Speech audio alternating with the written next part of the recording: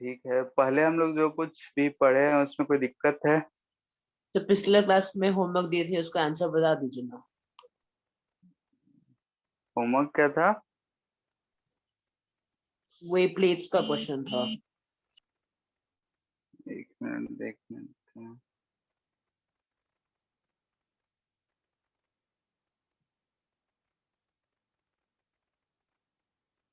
शायद सी ही है। अब सेल नॉट बाई डी वही आ रहा है। Yes sir. ठीक है।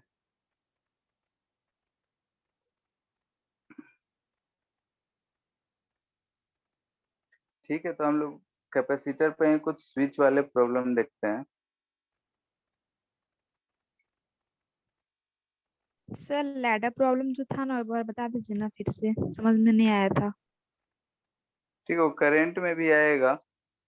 ठीक है, जैसे क्वेश्चन ये था, कोई सा भी क्वेश्चन रहे, जैसे कि अगर हम लोग देखें, ऐसा क्वेश्चन था हमारा।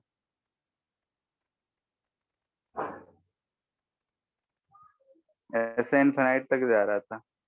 ठीक है, ये 2C था, ये C, ये 2C, ये C, ये 2C, ऐसे ही इंफिनिटी तक चलते जा रहा था। Yes sir. ठीक है, अब हमें इन दो पॉइंट्स के बीच में निकालना है point A and point B। ठीक है, अब जैसे कि ऐसे क्वेश्चन करे होगे, y equal to 1 plus under root x plus under root 1 plus x, ऐसा कुछ करके चलते रहता है। ऐसे किए हो क्वेश्चंस मैथ में? Yes sir. ठीक है, तो उसमें क्या मानते हैं हम लोग, एक एक स्टेप के बाद फिर से y मान लेते हैं। ऐसा कुछ हमको याद है कि क्वेश्चन हुआ करता था 1 प्लस 1 बाई एक्स प्लस, ऐसा था x plus 1 by x plus 1 by x plus, ऐसे ही कुछ रहता था। ठीक है, अंडर रूट, ये सब चीजें। तो हम लोग क्या करते थे कि रिपीटेड है, तो यहाँ से अगर हम देखें तो ये भी हमें y ही दिख रहा है। इसको हटा के यहाँ पे हम लोग क्या पुट कर लेते थे, y। ठीक है, फिर सॉल्व किया करते थे, याद है? Yes sir. ठीक है, तो वैसे ही यहाँ पे भी है। यहाँ पे अगर हम ध्यान से देखें इस लाइन के लेफ्ट और राइट साइड, लेफ्ट साइड को अगर हम हटा दें और इन दो पॉइंट्स को देखें, ए डैश और बी डैश को, तो अगर हम लेफ्ट साइड को हटा देंगे तो राइट साइड क्या फिर से हमें वही चीज दिख रहा है, इंफिनिटी कहाँ है, बहुत दूर तक है। क्लियर है? दिख रहा है? ठीक है, तो वही काम करें कि अगर ए बी का जो रिजल्टेंट एक्स है, तो हम इसे इस तरीके से इक्विवेलेंट बना सकते हैं कि ए डैश बी डैश का भी इक्विवेलेंट एक्स ही होगा, और हम यहाँ एक्स लिख लिए। ठीक है, ये सी है, ये 2C और ये ए बी है। ठीक है, अब ए बी के क्रॉस जो हम सी इक्विवेलेंट, यहाँ पे हमें सर्किट दिख रहा है, इससे जो सी इक्विवेलेंट पता करेंगे वो सी ए बी मिलेगा, और वो किसके बराबर होना चाहिए, एक्स के। ठीक है, तो यहाँ से जो हम सॉल्व करेंगे तो ये दोनों आपस में किसमें है, पैरेलल में है, तो हम लिखेंगे c प्लस एक्स उसका होता, और ये 2C से सीरीज में है, तो 2C divide by 3C plus x हो जाएगा। क्लियर है? Yes sir.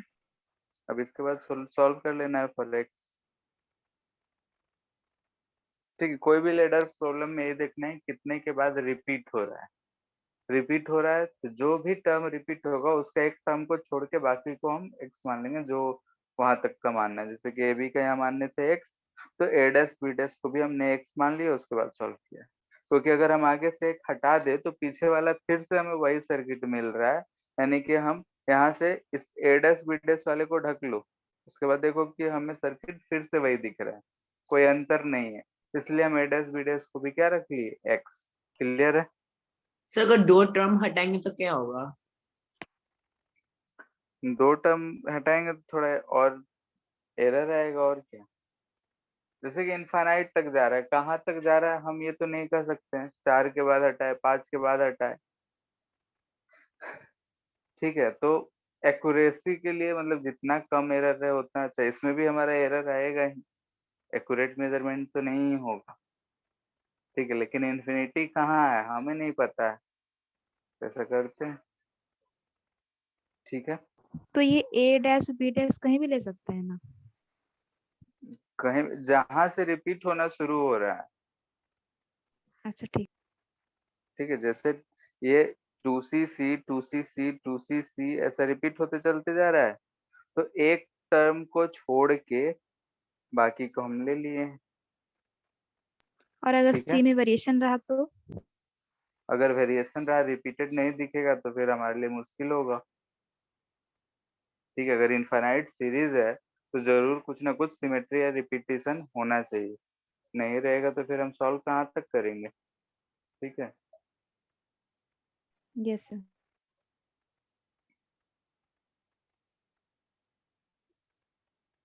अब देखते हैं प्रॉब्लम रिलेटेड टू स्विच। ठीक है, स्विच से रिलेटेड प्रॉब्लम्स, ऐसे क्वेश्चन जो होते हैं वो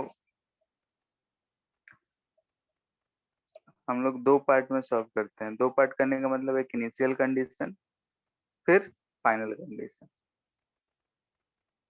तो ऐसा कुछ क्वेश्चन एक दे रखा है,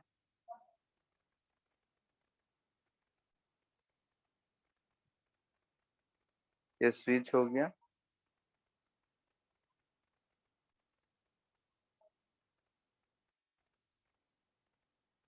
ऐसा कनेक्शन दे रखा है, ये 10 वोल्ट है, ये 20 वोल्ट है, ये 6 माइक्रोफैरेड, ये है 3 माइक्रोफैरेड और बीच वाला है 9 माइक्रोफैरेड। ठीक है, ऐसा दे रखा है हमें, बोल रहा है कि स्विच इज क्लोज्ड।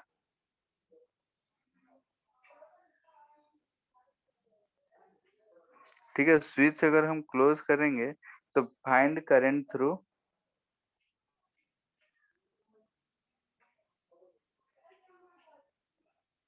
करंट बोल रहे हैं, चार्ज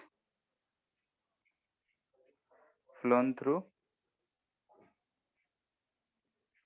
1 2 एंड 3, जबकि 1 2 3 जो पाथ है वो ये दे रखा है, ये फर्स्ट, ये सेकंड एंड ये थर्ड। ठीक है, फर्स्ट ब्रांच में कितना करंट चार्ज, सेकंड ब्रांच में कितना चार्ज, थर्ड ब्रांच में कितना चार्ज, जब हम स्विच को क्लोज करेंगे तब। ठीक है, तो ऐसे क्वेश्चन कभी भी दिए रहेंगे तो हमें कुछ इनिशियल कंडीशन निकालना होगा फिर फाइनल कंडीशन। जैसा कि पहले भी हम लोग चार्ज फ्लोन वाला जैसा किए थे वैसा ही इसे भी करना है। ठीक है, तो इनिशियल कंडीशन में हम क्या लेंगे बताओ, स्विच को ओपन ही समझेंगे,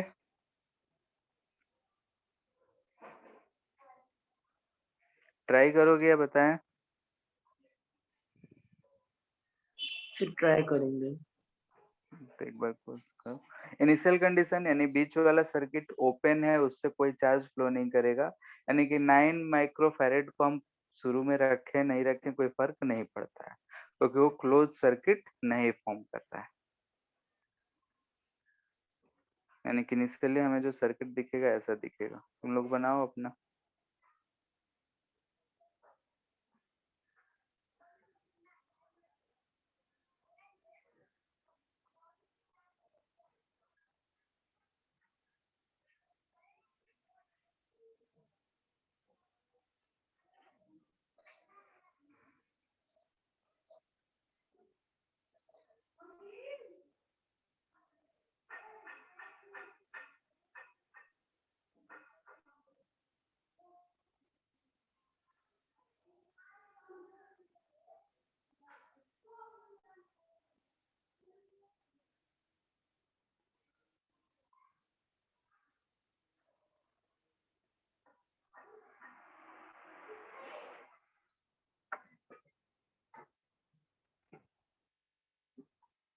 इनिशियल कंडीशन आ गया,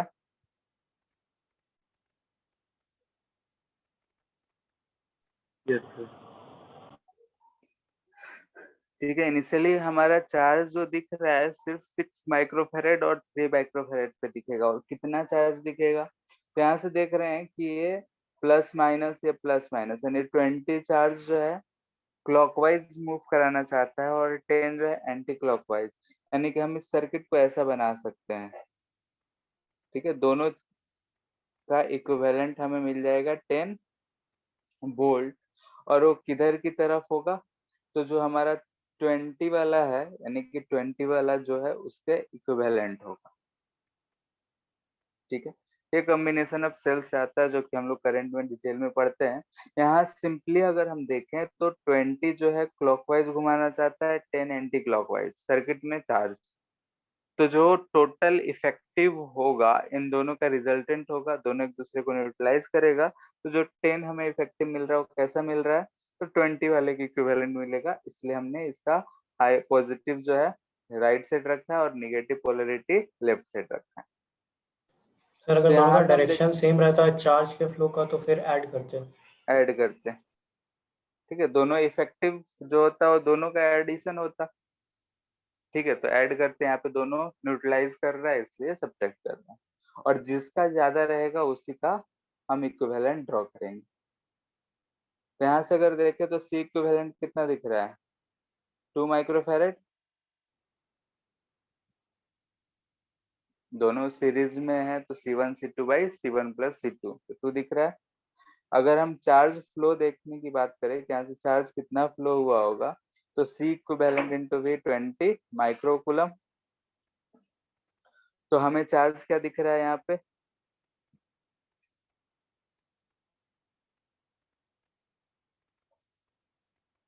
बोलो।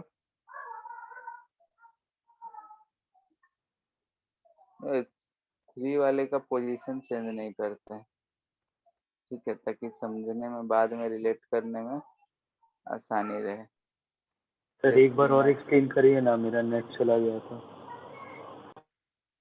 जैसे कि हम इनिशियल कंडीशन देख रहे हैं, तो इनिशियल कंडीशन में क्या दिख रहा है कि सेकेंड वाला जो बीच वाला जो ब्रांच है वो ओपन है, तो उससे कोई चार्ज फ्लो नहीं करेगा, यानी कि वो सर्किट में रहे ना रहे हमें कोई फर्क नहीं पड़ता है। तो हम उसे हटा ही दिए हैं, तो हमें ऐसा सर्किट दिख रहा है, 10 वोल्ट 20 वोल्ट का बैटरी लगा है और 63 माइक्रो फैरेड का लगा है। अब यहाँ देखें तो 10 और 20 दोनों का पोलरिटी अपोजिट है, यानी दोनों दूसरे का अपोज करेगा, चार्ज फ्लो हो करंट हो जो भी हो जिसमें भी है देखें, तो हमें दिख रहा है कि 10 वोल्ट और 20 वोल्ट एक दूसरे को अपोज कर रहा है, दिख रहा है। ठीक है, तो यस इस सर। केस में क्या होगा कि जो दोनों का इफेक्टिव लेंगे तो दोनों का सब्ट्रैक्शन हो जाएगा, तो क्या अपोज कर रहा है, अगर वही दोनों सपोर्टिव होता तो दोनों को ऐड कर देते। तो यहाँ पे अपोज कर रहा है इसलिए हमें दिखेगा कि रिजल्टेंट जो है 10 आएगा। अब वो 10 आएगा तो हम जानते हैं कि 20 ज्यादा होता है तो इसी के इक्विवेलेंट आएगा, तो इसीलिए हम पोलरिटी इसी की तरह रखें। अब इस ऐसा सर्किट दिख रहा है, ये सर्किट तो हमें बहुत ही आसान दिख रहा है। C equivalent 2 microfarad, charge flow 20, ठीक है, इतना हमें अब दिख रहा है। तो अगर हम प्लेट्स पे चार्ज देखें तो यहाँ पे हमें दिखेगा प्लस 20 माइक्रोफैरेड, यहाँ पे माइनस 20 माइक्रोकुलम, वैसे ही यहाँ पे प्लस 20 माइक्रोकुलम और इधर माइनस 20 माइक्रोकुलम, ये चार्जेस दिख रहे होंगे हर प्लेट पे। Yes sir. ठीक है, तो ये इनिशियल कंडीशन है, हमें ये कुछ पूछा नहीं गया है लेकिन हम अपने जनरल नॉलेज के लिए इतना बना के रख लिए। ठीक है, इनिशियली इतना है। एनर्जी अगर पूछेगा तब भी हमें इनिशियल जरूरत पड़ेगा। ठीक है, तो यहाँ पे एनर्जी तो खैर नहीं पूछे, क्वेश्चन में मल्टीपल चॉइस देता है तो उसमें पूछ सकता है। अब हम स्विच को क्लोज करते हैं। Now if switch is closed, ठीक है, ये इनिशियल कंडीशन आ गया। अब हम स्विच को क्लोज करेंगे तो हमारा सर्किट जो है ऐसा कुछ हो जाएगा।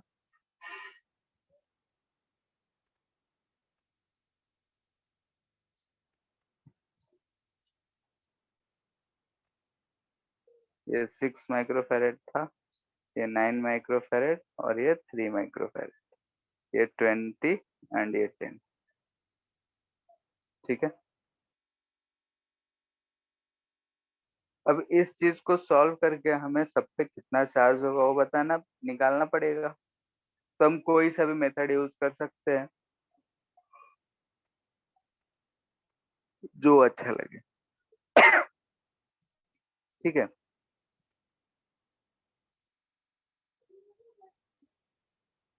तो हम चाहें तो जैसे कि नोडल एनालिसिस यूज कर रहे हैं तो इस पॉइंट का हम जीरो मान रहे हैं। ठीक है, कहीं भी एक पॉइंट जीरो मान सकते हैं तो हम इस पॉइंट को जीरो मान रहे हैं। और इसलिए जीरो माने कि यहाँ जीरो मानेंगे तो यहाँ हमें कितना मिलेगा 20 वोल्ट। ये भी कितने पे होगा 20 वोल्ट। ये पॉइंट भी 20 वोल्ट क्योंकि कनेक्टिंग वायर है, बीच में कुछ भी नहीं है। यहाँ पे अगर देखेंगे तो 20 वोल्ट है, 10 का डिफरेंस होना चाहिए तो यहाँ पे 10 वोल्ट ऐसा ही दिखेगा। अब अगर सर हमें हम लोग वहाँ राइट साइड जीरो कैसे मान सकते हैं? मान लिए, जीरो ठीक है, सर कहीं उसी भी हम पॉइंट मान पे सकते। जीरो क्यों मानना? मतलब कहीं भी मान सकते हैं ना। हाँ, कहीं एक पॉइंट पे अगर हम मानेंगे तो उसी के अकॉर्डिंग हमें चेंज करना पड़ेगा। ठीक सर है, तो यहाँ पे आप यहीं पे जीरो क्यों माने हैं? क्योंकि यहाँ पे हमारे पास एक बैटरी दिख रहा है और ये तीनों हमारे पॉइंट सिमिलर दिख रहे हैं 20 20 20। ठीक है, यहाँ पे जो 10 माने हैं वहां भी मान सकते थे। इधर अगर मानते तो यहाँ पे हमारा जीरो होता, लेकिन फिर इधर लिखने में थोड़ा कंफ्यूजिंग हो जाता। हमें इधर एक्स मानते, कहीं भी मान सकते हो और उसके अकॉर्डिंग ही चेंज करना पड़ेगा। ठीक है, तो हम लोग हमेशा ऐसा ही चीज चूज करते हैं जिससे लिखने में हमारा आसानी हो। ठीक है,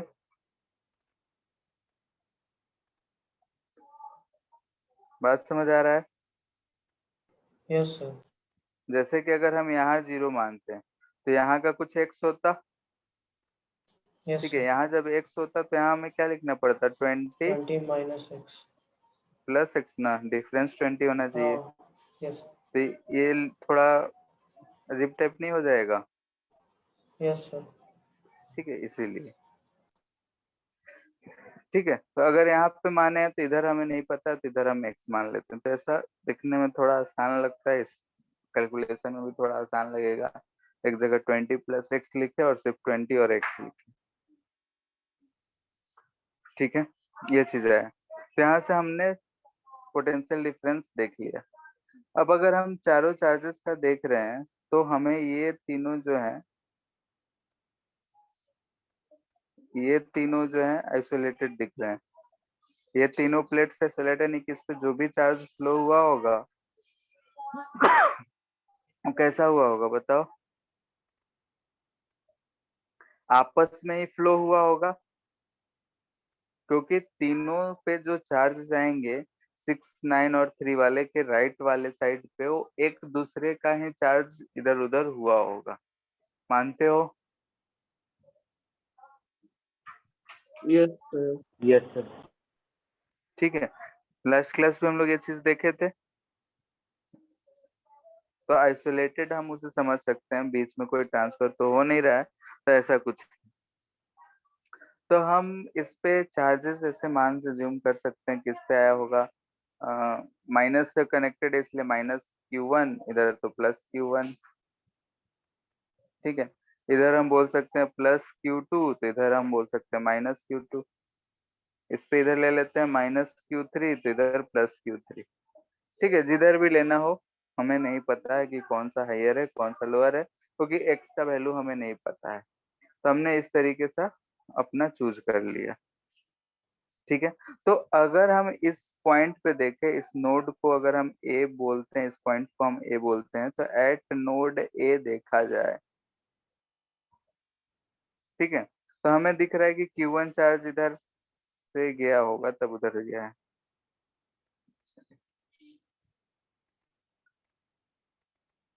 ठीक है, तो यहाँ से हम देख सकते हैं कि इधर से Q1 गया है, इधर से Q2 आया होगा और Q3 इधर गया होगा, ऐसा ही गया है।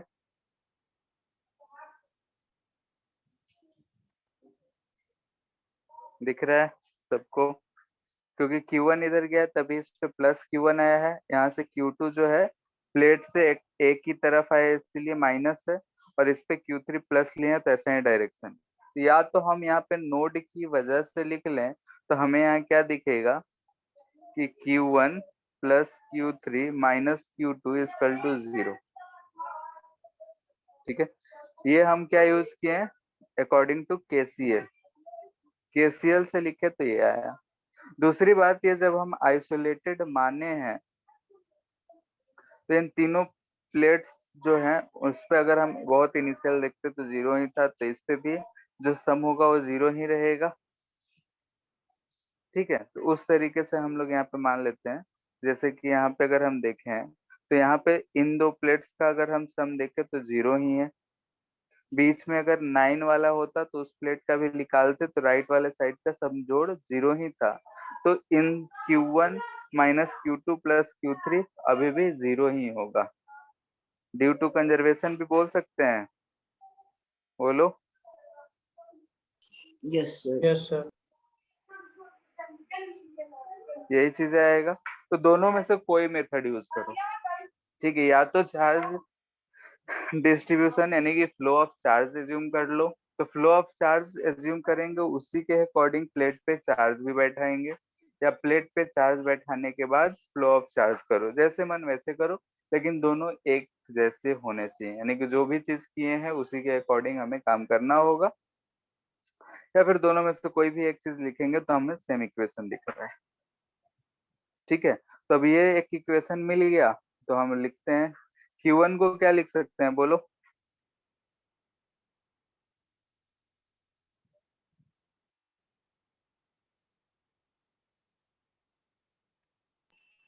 C1 by 10 minus x. 10 minus x या x माइनस 10? X minus 10. ठीक है, क्यों? क्योंकि हम पॉजिटिव किधर माने हैं, इधर की साइड। तो हम x को हायर पोटेंशियल पे माने हैं, 10 को लोअर, तो x माइनस 10 इंटू सी यानी कि 6।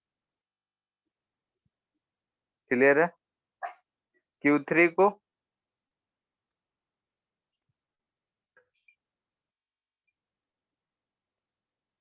Q3 क्या लिखेंगे, लिखेंगे क्या? हेलो। Yes sir. और Q2 को क्या लिखेंगे?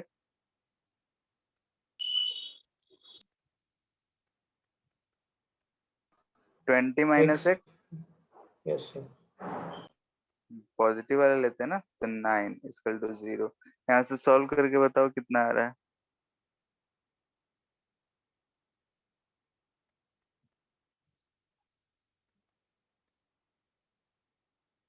6x plus 3 18x।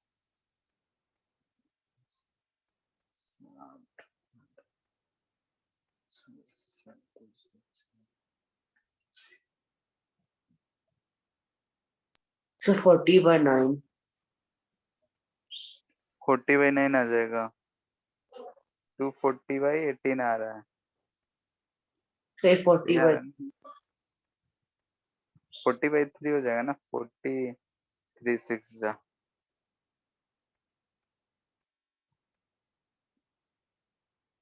ये आएगा।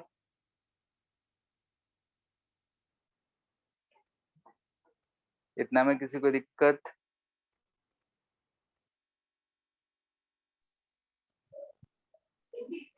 No sir.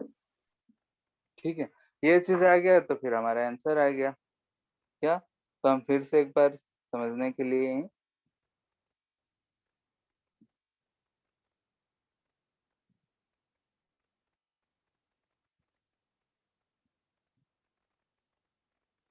ठीक है, ऐसा है, ये 10 वोल्ट है, ये 20 वोल्ट है, ये 6 माइक्रोफैरेड था, ये 9 माइक्रोफैरेड है, और ये 3 माइक्रोफैरेड। सर ठीक है, हाँ। थोड़ा ऊपर स्क्रीन कीजिए ना। सर इसमें बीच वाले में आप इधर ही पॉजिटिव क्यों लिए, इधर क्यों नहीं ले सके, मतलब इधर नहीं ले सकते हैं राइट हैंड साइड? ले लो, कोई दिक्कत नहीं है। अगर हम इस 9 वाले के क्रॉस इधर हम मान लेते हैं माइनस Q2 लेते, इधर प्लस लेते Q2 लेते। क्लियर है? बात समझ आ रहा है? तो यहाँ पे यस सर। देखो क्या चेंज आएगा ऊपर में, यहाँ पे हमारा क्या होगा, प्लस हो जाएगा इस जगह पे, यस सर, क्योंकि हम राइट साइड वाले तीनों प्लेट पे देखेंगे तो यहाँ समझ गए। प्लस आ जाएगा। ठीक है। और यहाँ पे जब हम 20 माइनस एक्स लिखे हैं, वहां पे क्या लिखेंगे, x माइनस 20, क्योंकि हायर अब किसे मान रहे हैं हम, x को। Yes sir. ठीक है। तो अगर हम यहाँ चेंज करेंगे तो इन दोनों जगहों पे हमें चेंज करना पड़ेगा। ठीक है। तो फिर से वही चीज आएगा। हम यहाँ पे श्योर नहीं है कि x ज्यादा है, 20 ज्यादा है, 10 ज्यादा है, x ज्यादा है, तो हम ऐसा खुद से ज्यूम कर लिए। ठीक है। और उसी के अकॉर्डिंग हमारा इक्वेशन होना चाहिए। अब अगर ऐसा आ गया है तो हम यहाँ पर 0 माने थे, ये 20 है, ये भी 20 है, ये 20 है, यहाँ पे 10 वोल्ट था, ये हमारा 40/3 वोल्ट आ रहा है, तो ये भी 40/3 वोल्ट, ये भी 40/3 वोल्ट। अब Q1 Q2 आराम से लिखो, बताओ फर्स्ट वाले पे Q1 कितना आएगा,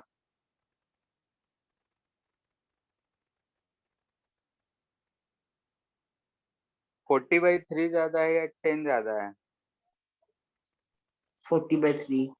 40/3 ज्यादा है, यानी कि हम ऐसा लिख सकते हैं 40/3 माइनस 10 इंटू 6, यही Q1 आएगा। कितना आ जा रहा है, 30 10 टू 20 माइक्रोफेरेड। 20 आ रहा है, हायर पे है ये, यानी कि यहाँ पे +20, और इधर की तरफ यहाँ पे -20। +20 माइक्रोकुलम, और इधर -20, यही दिखेगा। वैसे ही नेक्स्ट वाले में देखें 20 ज्यादा है, तो Q2 अगर हम लिखना चाहते हैं तो क्या लिखेंगे, 20 माइनस 40/3 इंटू 9, तो कितना हो जाएगा, 60 20 60। 60 हो जाएगा। इसमें बोलो पॉजिटिव किधर रहेगा, इस साइड +60 रहेगा, और इधर -60। Yes sir. लास्ट वाले में Q3 अगर लिखोगे तो क्या आएगा, इसमें तो 40/3 का ही डिफरेंस है, 40 माइक्रोफेरेड कूलम, सॉरी, ये आ रहा है। तो 40 हम प्लस वाला किधर ले बताओ, इधर, और इधर -40 माइक्रोकूलम। लेकिन हमसे पूछा गया है कि तीनों ब्रांच में चार्ज कितना फ्लो हुआ है, यहाँ तक अभी हमारा आंसर नहीं आया है। हमसे क्या पूछा गया है कि तीनों में चार्ज कितना फ्लो हुआ है, तो इसके लिए हमें फिर से फर्स्ट वाला को देखना पड़ेगा। तो फर्स्ट वाला फिगर कॉपी में है, एक बार ऊपर करें।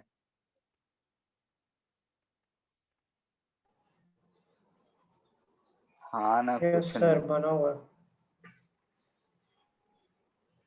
कहाँ गया, ये चीज वाला देखो, 6 के लेफ्ट साइड पे +20 है, राइट साइड पे -20 है, 3 के लेफ्ट साइड पे -20 है एंड राइट साइड पे 20 है, दिख रहा है, देख लिए।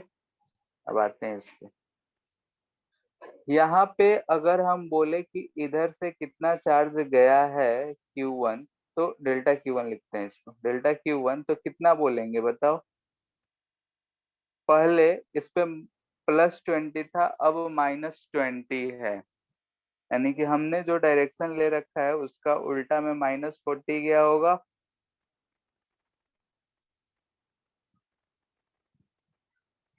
जिस प्लेट पे +20 दिख रहा था, अब उस पे -20 है, यानी कि डिफरेंस 40 का है, और हम जो डायरेक्शन लिए हैं उसका उल्टा गया है। बात क्लियर है? Yes yes sir. सर। अगर हम यहाँ से पूछा गया था डेल्टा Q2, तो डेल्टा Q2 कितना गया है, +60, पहले से 9 पे कितना था, 0, कुछ था ही नहीं, अभी कितना दिख रहा है, 60 दिख रहा है लेफ्ट वाले पे, तो जिस डायरेक्शन में हम एज्यूम कर रहे हैं उसी डायरेक्शन में हमारा चार्ज गया होगा इतना। अगर हम यहाँ से बोले कि डेल्टा Q3 कितना पास किया है, तो डेल्टा Q3 पहले इस प्लेट पे +20 था, अब -40 है, यानी कि -60 माइक्रोकूलम पास किया है।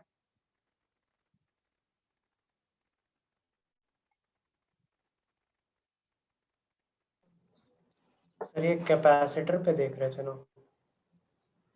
हाँ, सर ये कैपेसिटर पे देख रहे थे ना चार्ज? सर ये 20 हाँ, वोल्ट तो बैटरी का। 20 वोल्ट, ये 3 माइक्रोफैरेड, अच्छा -20 था। ऐसा जब ये चार्ज 3 माइक्रोफैरेड था, तो इस पे पहले चार्ज इधर कितना था, -20, इधर +20, यस सर, है ना? Yes sir, yes sir. तो -20 से अब -40 हो जाएगा, -20 होगा। Yes sir. ठीक है, माइनस साइन क्या रिप्रेजेंट कर रहा है कि जो हम डायरेक्ट है उसका अप होगा, लेफ्ट क्या होगा, टू लेफ्ट। क्लियर है?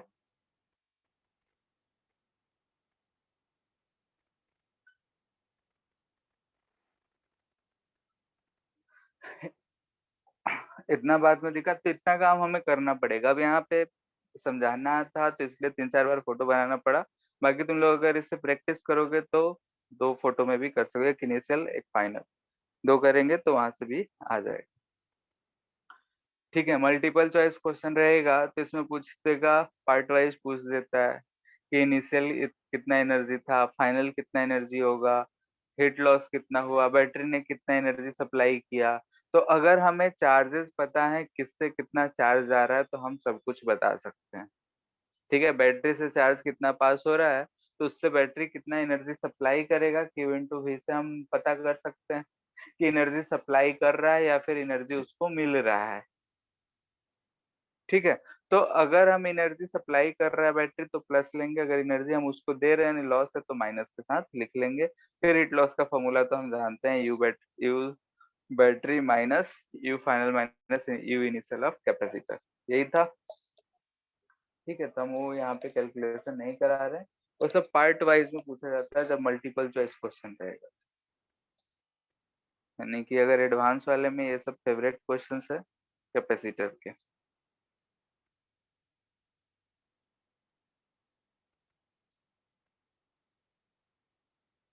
ठीक है, ये अगर हो गया तो ये करो।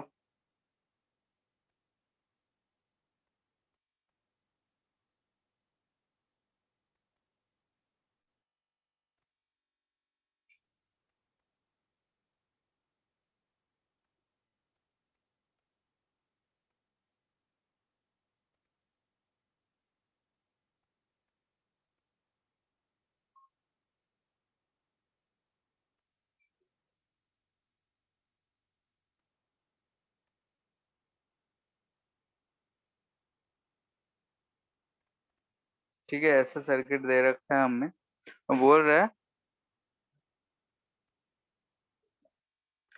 पॉइंट ए भी है,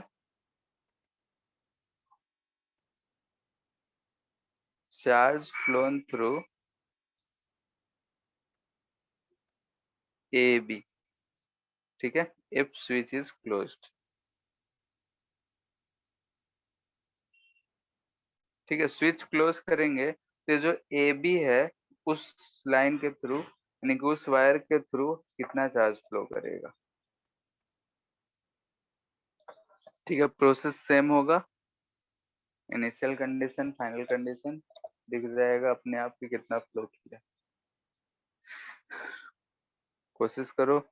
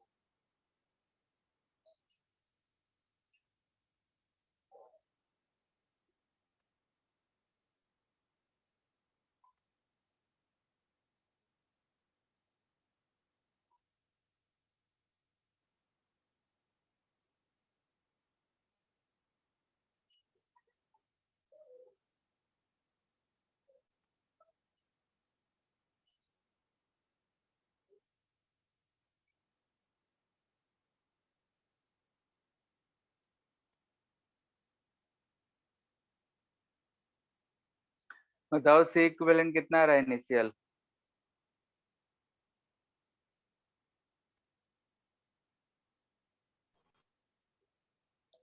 और 4/3 माइक्रोफैरड। 4/3 ठीक है, माइक्रोफैराड। हाँ 2 और 1 सीरीज में है तो 2/3, और इधर भी 2/3 तो 4/3 माइक्रोफेरेड। तो टोटल चार्ज अगर हम यहाँ से Q बोले तो कितना होगा? Sir 32 microcoulomb. 32, यानी कि हम 4/3 इंटू 24 कर सकते हैं, यानी कि 32 माइक्रोकूलम। यहाँ से अगर हम आए, इधर बोले कि Q1 चार्ज आ रहा है, इधर Q2 चार्ज आ रहा है, तो क्या हमें यहाँ दिख रहा है कि Q1 और Q2 दोनों बराबर होंगे, क्योंकि दोनों कैपेसिटर में कैपेसिटेंस सेम है। Yes sir. ठीक है, तो अगर ये दिख रहा है तो यहाँ से तो हमें आराम से सारे प्लेट पे चार्ज दिख रहा है। इस पे कितना मिलेगा बोलो? +16 -16, इस पे +16, इस पे -16। वैसे ही यहाँ पे +16 -16 +16 -16।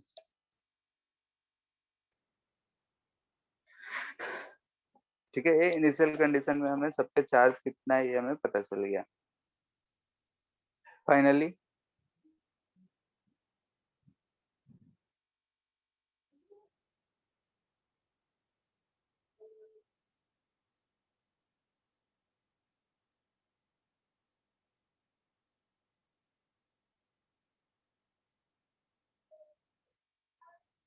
ठीक है, और क्वेश्चन करना है तो फिगर बनाने से घबराना नहीं है। ठीक है, जितना फिगर बनाओगे उतना आसानी से क्वेश्चन सॉल्व होंगे। 1 2 2 1 यही है। इसका सी इक्विवेलेंट क्या सेम रहेगा या डिफरेंट रहेगा?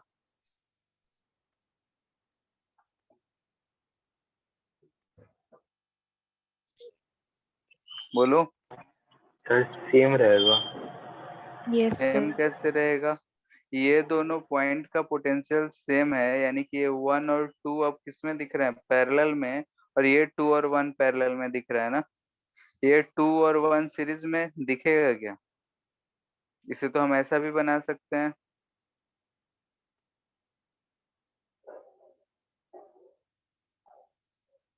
क्योंकि ये जो पॉइंट था बीच वाला, उसका पोटेंशियल सेम हो रहा है, तो ऐसा बना सकते हैं।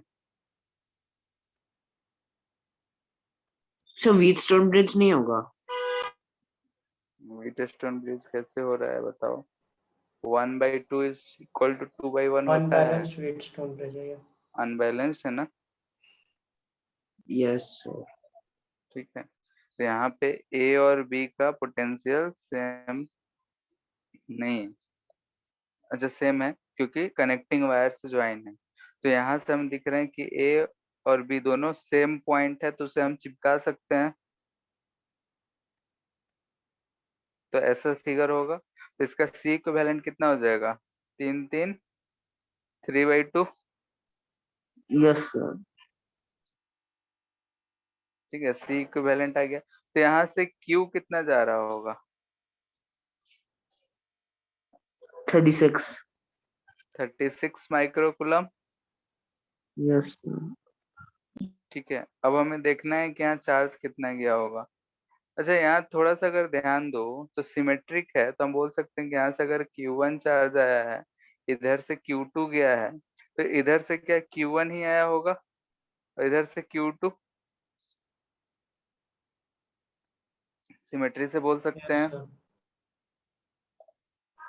यस बोल सर। सकते। ठीक है, तो यहाँ से हमें जो चार्ज फ्लो हुआ होगा वो कितना हुआ होगा? Q1 माइनस Q2, यानी Q1 और Q2 अगर हमें पता चल जाए तो आंसर मिल जाएगा। तो बस अब वही फाइंड करना है। तो हमें ऐसा दिख रहा है, एक ये कैपेसिटर है, एक ये कैपेसिटर है। यहाँ से चार्ज कितना आ रहा है? 36 माइक्रो फेरेड। इधर है 2, इधर है 1 माइक्रो फेरेड। यहाँ से हम बोल रहे हैं कि Q1 चार्ज गया है, इधर से Q2 चार्ज गया है। तो Q1 Q2 बता सकते हो कितना होगा? 1224। 12 और 24 आ रहा है।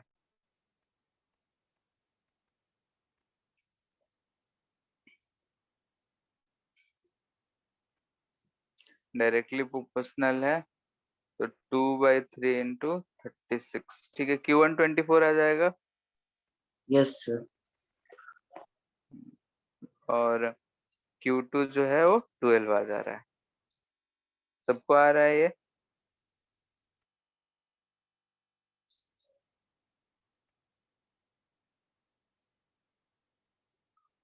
भी दोनों के क्रॉस सेम है तो C directly proportional to Q है, ठीक है।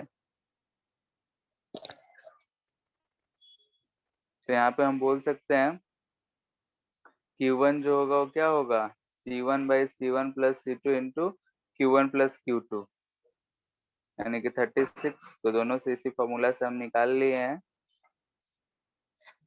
तो एक पे 24 आ रहा है, एक पे 12, ठीक है। इसमें थोड़ा, तो यहाँ पे देखो ध्यान से, किस पे हमें क्या दिखेगा, +24, इस पे -24, इस पे +24, इस पे -24, ठीक है। अच्छा सॉरी, इस पे 12, यस +12 -12, फिर यहाँ पे, तो प्लस आंसर तो आ गया। यहाँ से जो हमारे क्वेश्चन का आंसर है वो कितना आया होगा,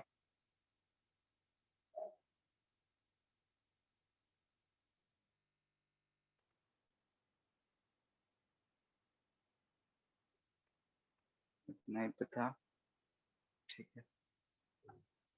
तो Q थ्रू BA AB क्या होगा बताओ, 12 माइक्रोकूलम आ रहा है, 12। किधर से किधर, फ्रॉम B टू, B2A। ठीक है, B से A की तरफ इतना चार्ज गया है, ठीक ये है। कल कोई पूछा था, हाँ -12 फ्रॉम E to B। हाँ, A टू B में माइनस लगा सकते हैं। कल किसी ने पूछा था कि अगर ऐसा सिचुएशन रहा, बीच में पोटेंशियल सेम है, तो चार्ज फ्लो होगा कि नहीं। तो यहाँ दिख रहा है कि चार्ज फ्लो हो रहा है, चार्ज फ्लो हो रहा है यानी करंट है। और ऐसा क्यों हो रहा है, तो चूंकि हम इस वायर AB का वायर का रेजिस्टेंस कुछ भी नहीं है, तो A का B का पोटेंशियल सेम है। तो V इक्वल टू IR लिखे या V इक्वल टू Q/C लिखे, जो भी लिखते हैं, तो C भी नहीं है, तो I करंट के हैं हम टर्म में बात कर रहे हैं कि rate of flow of charge है, करंट है। तो रेजिस्टेंस है नहीं, तो V equal to IR, R zero यानी कि V इक्वल टू जीरो होगा, delta V equal to zero, यानी कि VA VB दोनों बराबर है लेकिन करंट जीरो नहीं है। यही चीज को रिप्रेजेंट कर रहा है, ठीक है।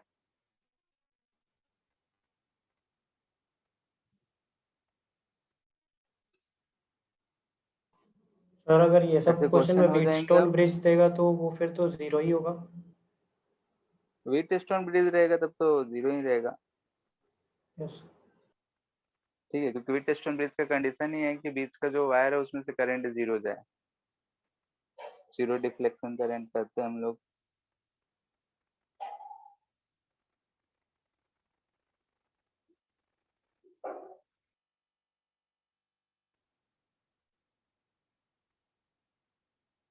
इस क्वेश्चन को कर लो, फिर नेक्स्ट टॉपिक करते हैं।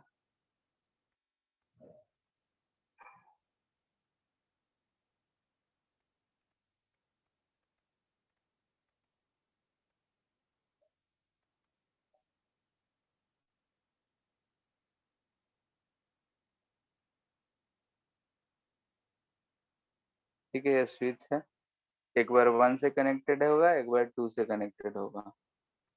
क्वेश्चन है, heat will be generated if switch is shifted from 1 to 2, यानी कि इनिशियली जो है 1 से कनेक्टेड है, अगर 1 से 2 पे अगर हम इसे शिफ्ट कर देंगे तो कितना हीट जनरेट होगा, कितना हीट लॉस होगा।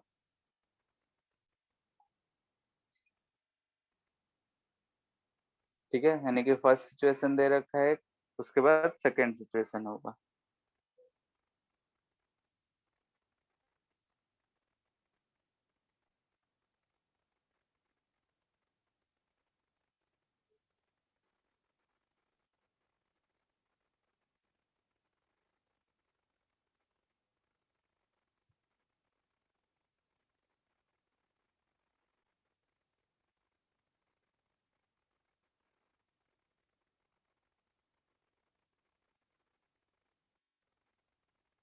ठीक है, ये मल्टीपल चॉइस क्वेश्चन का है।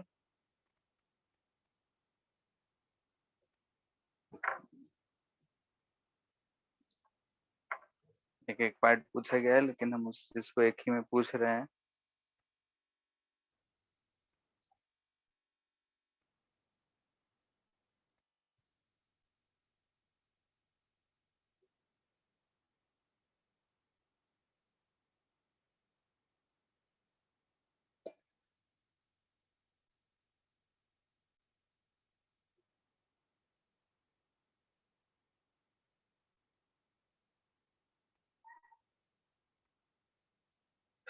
अच्छा, यहाँ पे अगर हम तुमसे लोग से पूछते कि change in energy in capacitor, सिर्फ कैपेसिटर में ही चेंज इन एनर्जी कितना आएगा, तो बता सकते हो क्या बिना कैलकुलेशन के? क्वेश्चन ध्यान से सुनो कि change in energy in capacitor, initial और फाइनल जो एनर्जी है उसका चेंज क्या आएगा?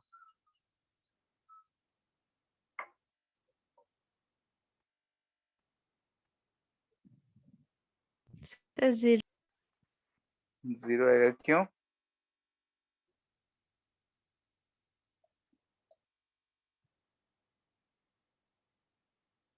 क्यों?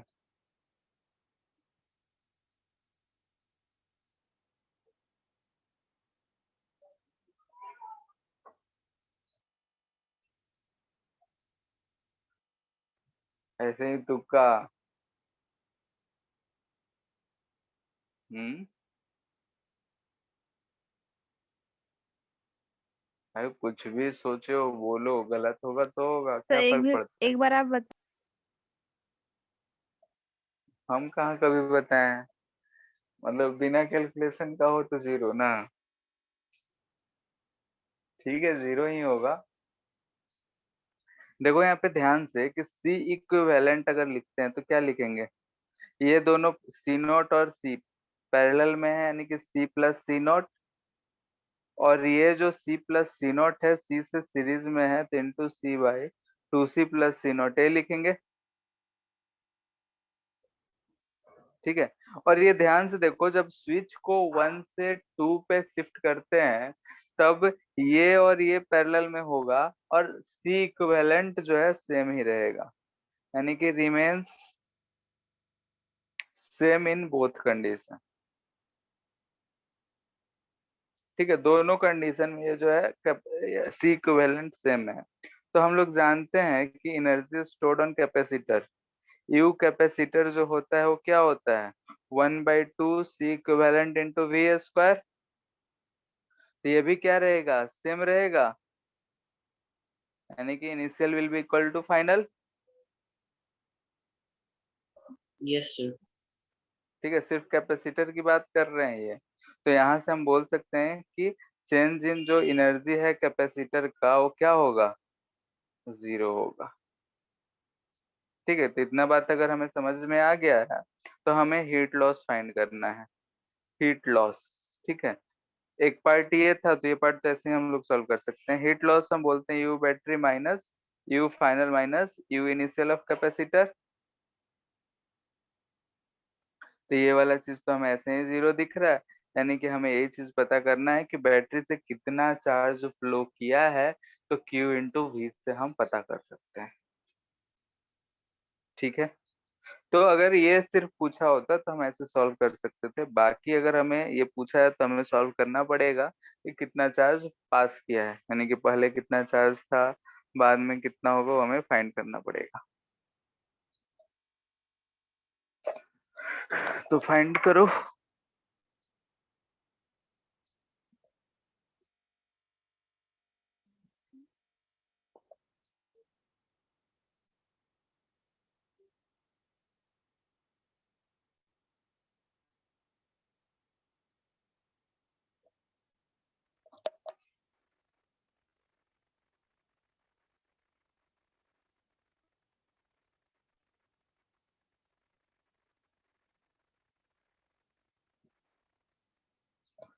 हमें बैटरी से निकालना है कि कितना पास किया है।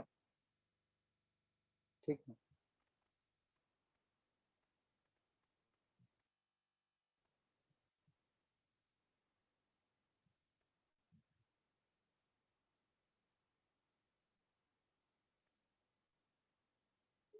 ऐसा कुछ सिचुएशन है, ये सी है, ये सी है, ये सी नॉट है, यहाँ से चार्ज क्यू पास करेगा। ये जो क्यू है, क्यू इनिशियल हम बोल रहे हैं, ये क्यू जो है वो कितना पास करेगा बताओ? C equivalent into E. C equivalent कितना है? तो C into C plus C naught divide by 2c plus C naught into यही होगा।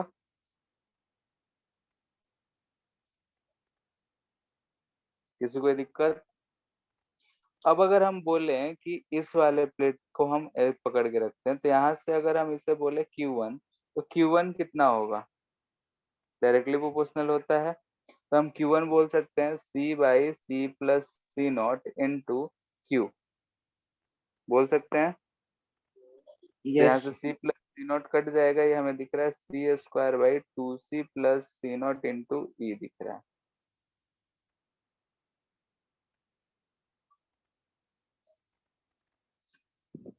ठीक है, इस सिप का बात करते तो इस पे प्लस क्यू और इस पे माइनस क्यू ही आता। यहाँ पे Q1 आ गया तो इस पे का Q2 हम लोग पता कर सकते हैं, लेकिन हमें सिर्फ यहाँ पे Q पता करने पे ज्यादा जोर है, तो हम लोग उसी पे कनेक्ट रहेंगे कि आखिर उससे कितना चार्ज फ्लो किया होगा। ये तो इनिशियल कंडीशन है। अब अगर हम स्विच को शिफ्ट कर देते हैं, if switch is shifted from 1 to 2, 1 से 2 पे शिफ्ट कर दिए, तो जो हमारा सर्किट है ऐसा आ गया होगा।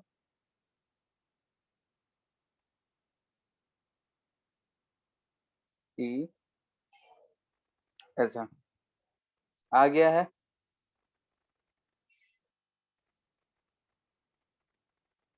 ठीक है, अब अगर हम यहाँ से चार्ज देखें तो क्या अभी भी चार्ज क्यू ही फ्लो किया होगा, क्योंकि सी इक्विवेलेंट सेम है, ई सेम है, तो क्यू जो है हमारा सेम फ्लो किया होगा। यह है, Yes, इस sir. पे चार्ज कितना आया है? प्लस क्यू, इस पे माइनस क्यू, यही चीज आया है।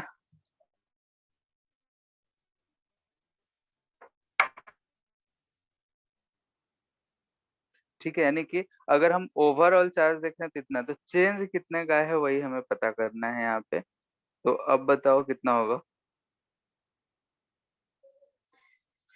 यहाँ पे देखोगे तो प्लस Q1 आ जाएगा, यहाँ माइनस Q1 जो ऊपर हम लोग कैलकुलेट कर रखे हैं।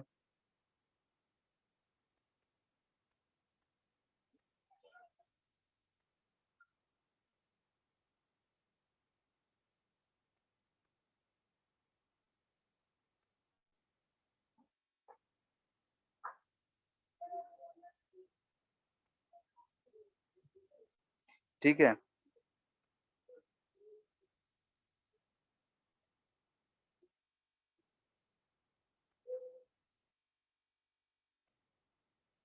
जो हम लिखे हैं वही लिख रहे हैं और कुछ नहीं। इतना चार्ज है।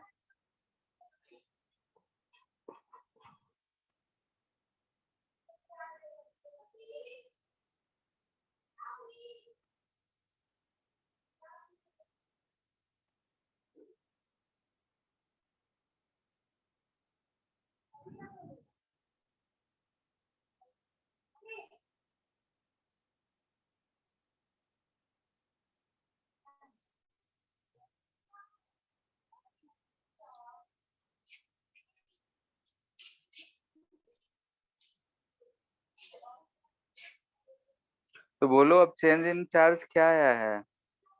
डेल्टा क्यू क्या आया होगा? Q2 minus Q1।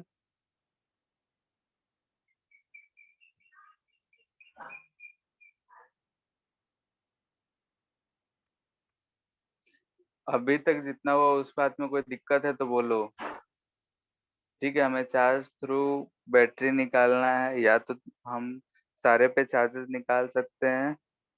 ठीक है, तो हम क्या किए, चार्ज थ्रू बैटरी निकालना है, तो हम जानते हैं कि टोटल चार्ज जो भी आएगा वो सेम आएगा।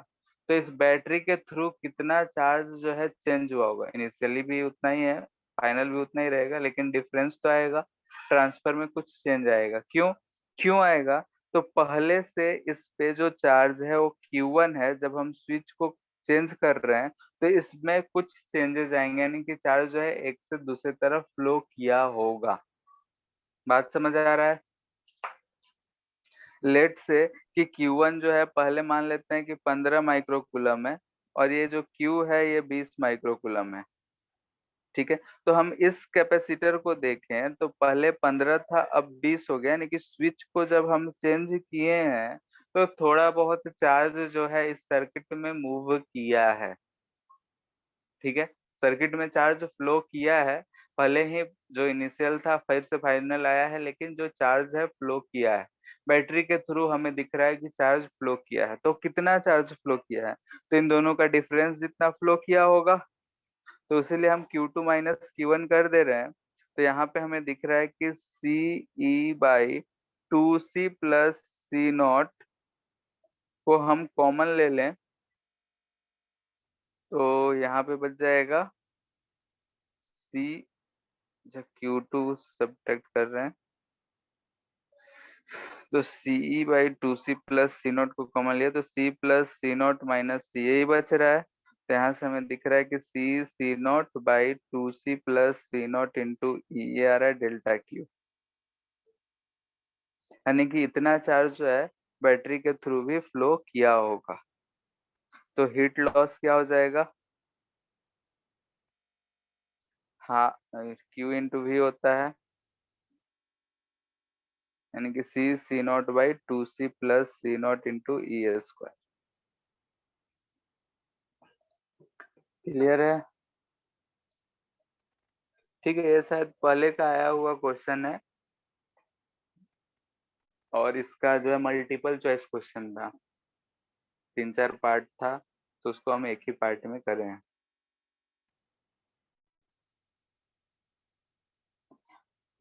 बात समझ आया है? हेलो?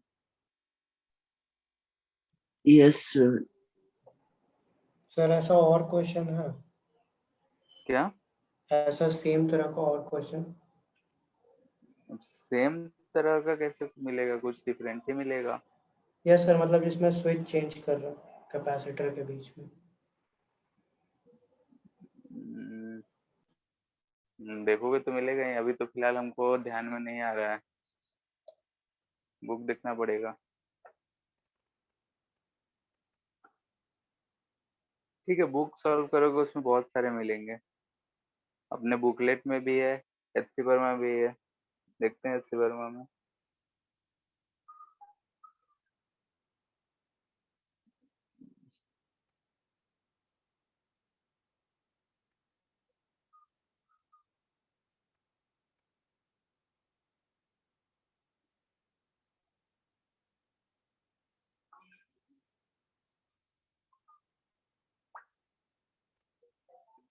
और अगर प्रीवियस ईयर सॉल्व कर रहे हो या नहीं?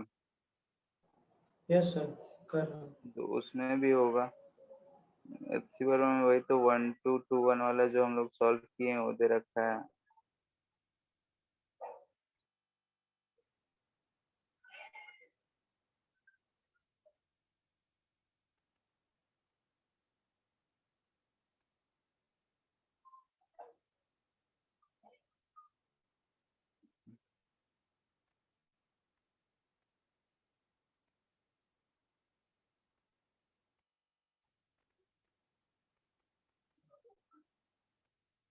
इसमें एक क्वेश्चन है लेकिन सिंपल सा है, 46 नंबर।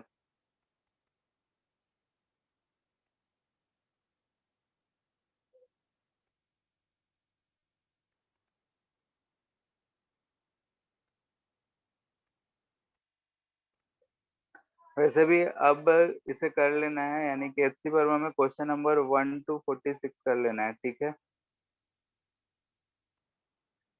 इसमें नहीं दे रखा है, प्रीवियस ईयर वाले में है, एक दो क्वेश्चन उसमें देखना। ठीक है, और बाकी अगर हम देखेंगे मिलेगा तो हम सेंड कर देंगे प्रैक्टिस के लिए, इस टाइप के। ठीक है। Yes sir.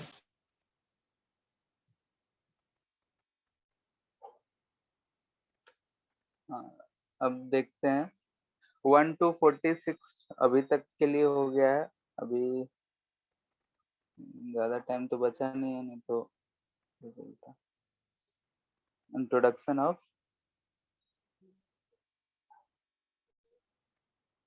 Dielectric and capacitor. ठीक है, कैपेसिटर में अगर हम लोग डाइलेक्ट्रिक को इंट्रोड्यूस करेंगे यानी कि पुट करेंगे तो क्या इफेक्ट होगा। डाइलेक्ट्रिक के बारे में सबको पता है। यस हम लोग कैपेसिटर शुरू करने से पहले ही पढ़े थे कि हम लोग क्या बोलते हैं, यानी कि डाइलेक्ट्रिक जो होता है नॉन कंडक्टिंग मीडियम होता है, नॉन कंडक्टिंग मटेरियल बोल सकते हैं। क्वार्ट्ज जो होता है बहुत ही हाई डाइलेक्ट्रिक वाला मटेरियल होता है। उसका ब्रेक डाउन क्या होता है, ये सारी चीजें हम लोगों ने डिस्कस करा था, याद है? नहीं याद है? यस सर, याद है। ठीक है, बोला हाँ या ना तो बोलते जाओ। जैसे कि अगर हम मान लेते हैं तो वो सब याद है तो हम वो सब चीज पे नहीं जाते हैं, डायरेक्ट यूज करेंगे। अगर हम मान लेते हैं कि यहाँ पे प्लस सिग्मा चार्ज है और इस पे माइनस सिग्मा चार्ज, दो कैपेसिटर है, दोनों के बीच में हम कोई एक डाइलेक्ट्रिक मटेरियल डाल देते हैं। ठीक है, यहाँ पे जो स्पेस हम दिखा रहे हैं उस कंपेयर करने के लिए दिखा रहे हैं कि हाँ भाई इन दो प्लेट से ये जो सरफेस है अलग है।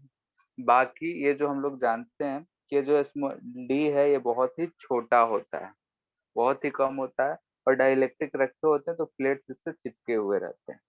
ठीक है, ये स्पेस हम सिर्फ इस वजह से दिखा रहे हैं कि हमें समझ में आए कि हाँ भाई ये कोई अलग मटेरियल है। ठीक है, यानी कि ये जो है डाइलेक्ट्रिक मटेरियल। ठीक है, यानी कि यहाँ का मीडियम जो है ऐसा कुछ हो जाएगा। यहाँ पे हमें दिख रहा है कि इधर से इधर एक इलेक्ट्रिक फील्ड एक्सटर्नल है। अगर हम इसमें डाइलेक्ट्रिक का देखें तो हम लोग देखे थे कि अगर एक्सटर्नल डाइलेक्ट्रिक फील्ड में पुट करते हैं तो इस पे एक माइनस चार्ज इधर इंड्यूस हो जाएगा और इधर एक प्लस चार्ज इंड्यूस हो जाएगा। ठीक है, यानी कि हम यहाँ पे बोल रहे हैं कि ये माइनस सिग्मा इंड्यूस्ड है और ये जो है प्लस सिग्मा इंड्यूस्ड है, ये चार्जेस इंड्यूस हो गए। तो अगर इन दोनों के बीच में देखें तो इधर की तरफ एक इलेक्ट्रिक फील्ड इंड्यूस भी प्रोड्यूस हो जाता है। ठीक है, यानी कि अगर हम इस पॉइंट पे इधर देखें तो ये एक्सटर्नल है ही हर जगह और इंड्यूस इलेक्ट्रिक फील्ड हो गया। तो अगर हम इस पॉइंट पी पे बीच में कहीं भी electric field at point P net अगर हम फाइंड करना चाहते हैं तो क्या लिखेंगे, ए एक्सटर्नल माइनस ई इंड्यूस्ड। ये सारे काम शायद हम लोग पहले भी किए थे। तो यहाँ से अगर ई इंड्यूस्ड पता करना हो तो ई एक्सटर्नल माइनस ई नेट यही करेंगे। किसी भी मीडियम में नेट जो होता है वो एक्सटर्नल जो भी होता है उसका k टाइम्स कम जाता है। ए नॉट ये चीज होता है, इसमें किसी को दिक्कत है तो बोलो, क्योंकि ये चीज हमको याद है कि पहले भी हमने ये चीज फाइंड करा है।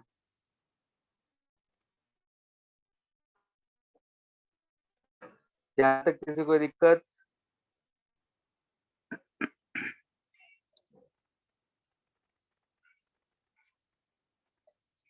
अरे हाँ या ना है, कुछ तो बोलो। नो सर ठीक, आवाज आना चाहिए कि हाँ नहीं है, तो समझ में आएगा कि हाँ नहीं है, नहीं तो खामोशी से क्या समझे। ये चीज है। अब हम जानते हैं कि अगर एक कोई प्लेट है उस पे चार्ज है सिग्मा, तो sigma by 2 epsilon not electric field होता है, और इधर अगर माइनस सिग्मा है तो इधर की तरफ एक और जुड़ेगा और यहाँ से 2 गायब हो जाता है, सिग्मा बाई एप्सिलॉन नॉट ही बचता है। तो यहाँ पे अगर हम सिग्मा के टर्म में लिखना चाहें तो क्या लिख सकते हैं, सिग्मा इंड्यूस को लिख सकते हैं, चार्ज इंड्यूस को, ये जो ई इंड्यूस है उसे लिख सकते हैं, ये नीचे लिखते हैं ताकि समझ में आएगा। Sigma induce by epsilon not equal to external क्या आएगा, तो sigma by epsilon not 1 - 1 by K. यहाँ से एप्सिलॉन नॉट कट जाएगा तो कितना चार्ज इंड्यूस हुआ है वो हमें पता चल जाएगा। तो हम ये डायरेक्ट लिख रहे हैं sigma in equal to sigma into 1 - क्योंकि इलेक्ट्रिक फील्ड जो आता है वो क्या आता है, सिग्मा बाई एप्सिलॉन नॉट आता है। अब अगर हम बात करें चार्ज की, तो चार्ज Q बाई ए जो होता है वो हमारा सिग्मा होता है। तो हम लोग इसे ऐसा लिख सकते हैं कि since sigma is equal to charge upon area, चूंकि एरिया सेम है तो अगर हम Q इंड्यूस्ड बाई ए लिखें, Q बाई ए लिखे तो एरिया एरिया कट जाएगा, ये चीज हमें मिलेगा। तो कितना चार्ज इंड्यूस हुआ डाइलेक्ट्रिक मटेरियल पे ये हम पता कर सकते हैं, कितना चार्ज सरफेस चार्ज डेंसिटी है वो हम पता कर सकते हैं इस तरीके से।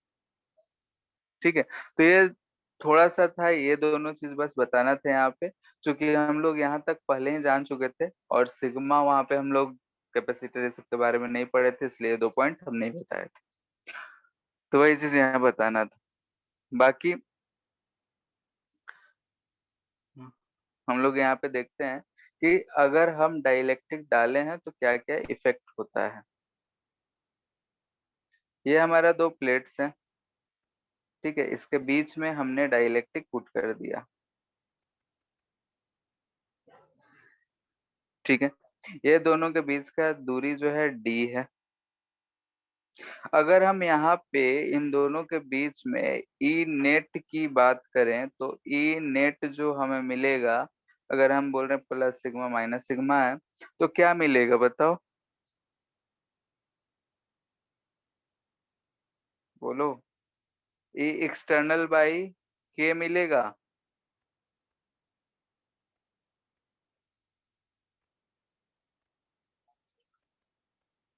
कांस्टेंट है, यानी कि हम बोल सकते हैं सिग्मा बाई के इंटू एप्सिलॉन नॉट। तो potential difference between this to plates अगर लिखना हो, यानी कि ए है ये बी है, तो वी ए बी अगर लिखना हो जिसे हम भी बोल रहे हैं तो उसे हम ई इंटू डी लिखते हैं। तो ई डी अगर लिख रहे हैं तो क्या लिखेंगे, सिग्मा डी बाई के एप्सिलॉन नॉट। सिग्मा को हम लिख सकते हैं एरिया के टर्म में, तो क्यू डी बाई के एप्सिलॉन नॉट। तो यहाँ से हम लिख सकते हैं कि दिस इंप्लाइज दैट कि C equal to Q by V होता है, जो कि इक्वल टू होगा के epsilon naught A by D. ठीक है, अगर हम ये चीज नहीं रखे होते, मीडियम नहीं रखे होते तो हमें ये चीज मिलता, यानी कि यहाँ से हम बोल रहे हैं कि सी जो आ रहा है वो क्या आ रहा है, के इंटू सी नॉट आ रहा है। ठीक है, सी नॉट इक्वल टू हम बोल रहे हैं epsilon naught A by D, यानी कि अगर हम इन दोनों के प्लेट्स के बीच में कोई डाइलेक्ट्रिक नहीं डाले थे तब का कैपेसिटेंस। अब ये चीज तो हम लोग पहले से जानते हैं कि सिंस के जो होता है ग्रेटर देन इक्वल टू 1 होता है, यानी कि के का वैल्यू जो होता है 1 होता है वैक्यूम या एयर के लिए, और के का वैल्यू अगर वाटर के लिए देखें तो ये 81 होता है। के जो होता है इनफाइनाइट होता है कंडक्टर्स के लिए, ठीक है, नहीं कंडक्टर्स डाल देंगे तो कैपेसिटी इन्फिनिटी हो जाएगा। कैसे होगा क्या होगा वो सब चीज देखेंगे बाद में। फिलहाल यहाँ पे देख रहे हैं तो हमें क्या हो रहा है कि अगर हम डाइलेक्ट्रिक पुट कर रहे हैं तो कैपेसिटेंस ऑफ द कैपेसिटर क्या हो रहा है, बढ़ जा रहा है। दिख रहा है सबको, बोलो। Yes sir. ठीक है, यानी कि यहाँ से हम देख रहे हैं कि due to dielectric capacitance increases, capacitor का जो कैपेसिटेंस है वो बढ़ जा रहा है। एक और फायदा हो रहा है, यानी कि वही एडवांटेज में ही लिख देते हैं, कैपेसिटेंस इंक्रीजेस सेकेंड। दूसरा फायदा क्या हो रहा है बता सकता है कोई,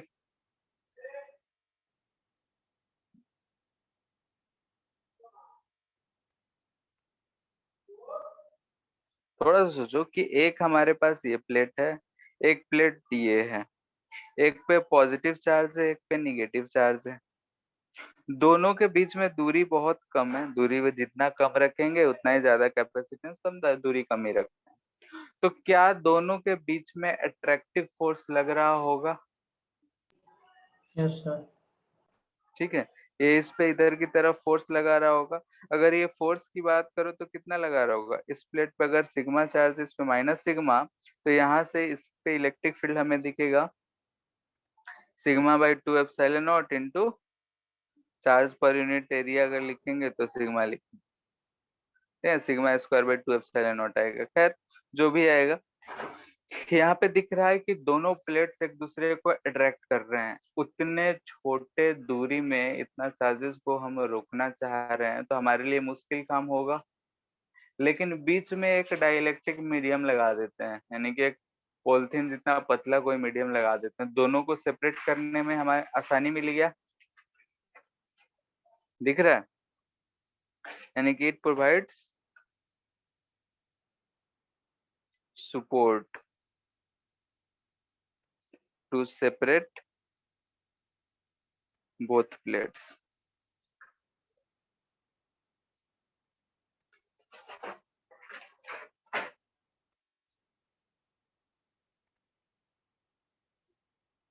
ठीक है, यानी कि हमें फायदा मिलता है कि जब हम इसे ऐसा बीच में डाइलेक्ट्रिक लगा दे। डाइलेक्ट्रिक जो है नॉन कंडक्टिंग मीडियम है, नॉन कंडक्टिंग मटेरियल है, तो बीच में लगाने से क्या होता है कि जो पॉजिटिव प्लेट था और नेगेटिव प्लेट था एक दूसरे से अट्रैक्ट होके चिपक के न्यूट्रलाइज नहीं हो रहा है।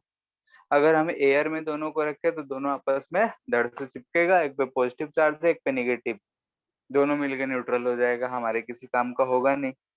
और हम उस प्लेट को उतने छोटे दूरी में रोक पाए, ऐसा हमारे लिए बहुत मुश्किल का काम था। लेकिन अगर हम बीच में डाइलेक्ट्रिक डाल दें, ठीक है, तो डाइलेक्ट्रिक डाल दिया तो दोनों को आप सेपरेट कर सकते हैं। भले ही हम पेज जितना ही पतला थिकनेस का डाइलेक्ट्रिक डाले हों, फिर भी दोनों प्लेट सब आपस में चिपक नहीं रहे हैं, बीच में नॉन कंडक्टिंग मीडियम है, तो चार्जेस एक प्लेट से दूसरे प्लेट तो अब ट्रांसफर हो नहीं रहा होगा उनके बीच में, जैसा कि हम लोग आगे उससे बोलते हैं। ठीक है, तो ये एक जो हमारी परेशानी था ये भी खत्म हो गई, साथ में हमारा कैपेसिटेंस बढ़ ही रहा है। तो डाइलेक्ट्रिक पुट करने से ये हमें फायदा हो रहा है। ठीक है, जैसे कि समझने के लिए एक छोटा सा एग्जांपल है कि पैरेलल प्लेट है, फॉर पैरेलल प्लेट कैपेसिटर बोल रहा है कि C जो है 1 माइक्रोफैरेड है एंड D एंड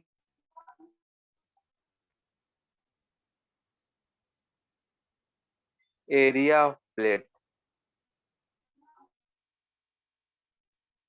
ठीक है, जो प्लेट यूज हुआ है उसका एरिया कितना होगा।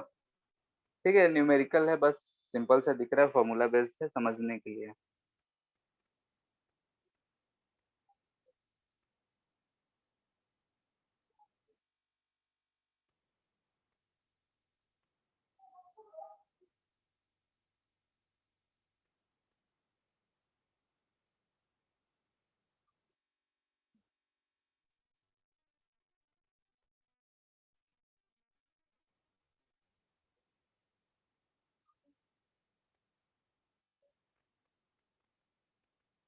हो गया?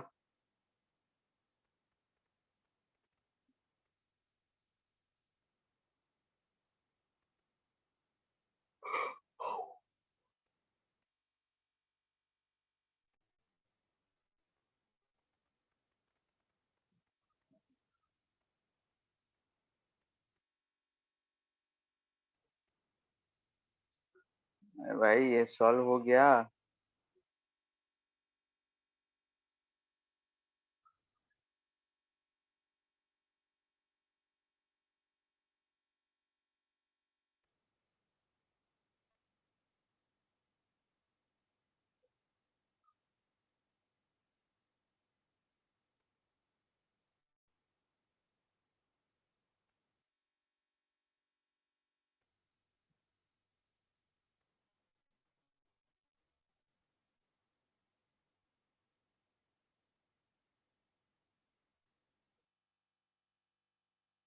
इतना आता है। ठीक है, तो बाकी को भूल जाओ। यहाँ पे दिख रहा है कि एरिया अगर अप्रोक्सीमेटली 10⁻³ मीटर स्क्वायर है, तो इसका डायमेंशन क्या होगा अगर हम स्क्वायर मारे तो? बोलो।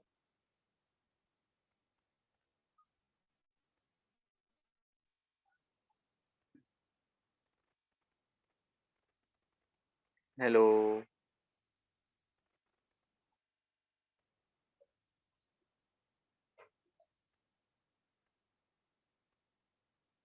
बोलो। सर क्या बोल रहे सर? नेट चला गया था। बोल रहे हैं कि एरिया जो है 10⁻³ मीटर स्क्वायर के लगभग आ रहा है। सॉल्व करेंगे तो ऐसा कुछ आता है। तो यस एरिया सर। हमारा इसका ऑर्डर का आ रहा है। अगर हम स्क्वायर प्लेट्स का जो प्लेट है वो स्क्वायर माने, तो उसके डायमेंशंस कितने होंगे, यानी कि ए लेंथ ब्रेथ कितना होगा?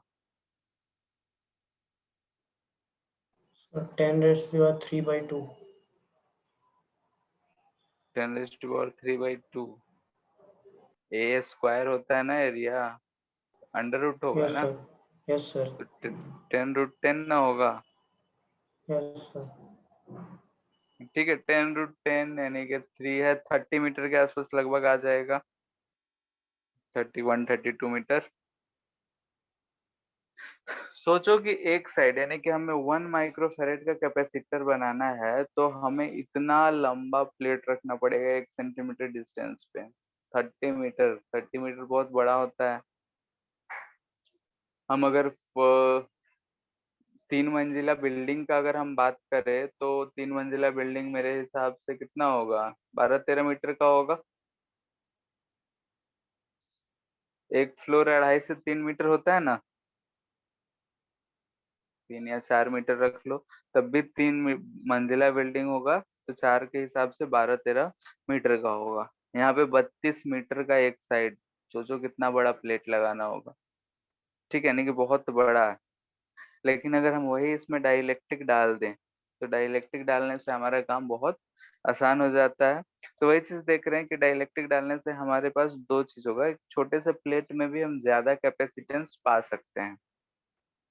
दूसरा, दोनों चार्ज प्लेट्स को दो दूरी पे सेपरेट करने में हमें बहुत ही ज्यादा आसान हो रहा है। ठीक है, तो आगे के क्लास में हम लोग ये चीज देखेंगे कि अगर हम डाइलेक्ट्रिक को दो प्लेट्स के बीच में डालते हैं, तो किस तरीके से पोटेंशियल, कैपेसिटेंस तो बढ़ा है, पोटेंशियल एनर्जी बढ़ेगा नहीं बढ़ेगा, इलेक्ट्रिक फील्ड, इन सब चीजों पे क्या इफेक्ट होगा, वो सारी चीजें हम लोग देखेंगे। उसके बाद अगर हम डाइलेक्ट्रिक डालते हैं, तो कैसे जो है सीरीज पैरेलल का कैलकुलेशन करेंगे हम लोग कैपेसिटेंस का, वो चीज हम लोग देखेंगे। ठीक है, तो आज के लिए होमवर्क यही है। 1 to 56 था या 46 था, कितना बोले थे? 46। 46। ठीक है, तो 1 to 46। नेक्स्ट क्लास के बाद टोटल मुश्किल से और 1.5 क्लास लगना चाहिए। ठीक है, तो इतना करो।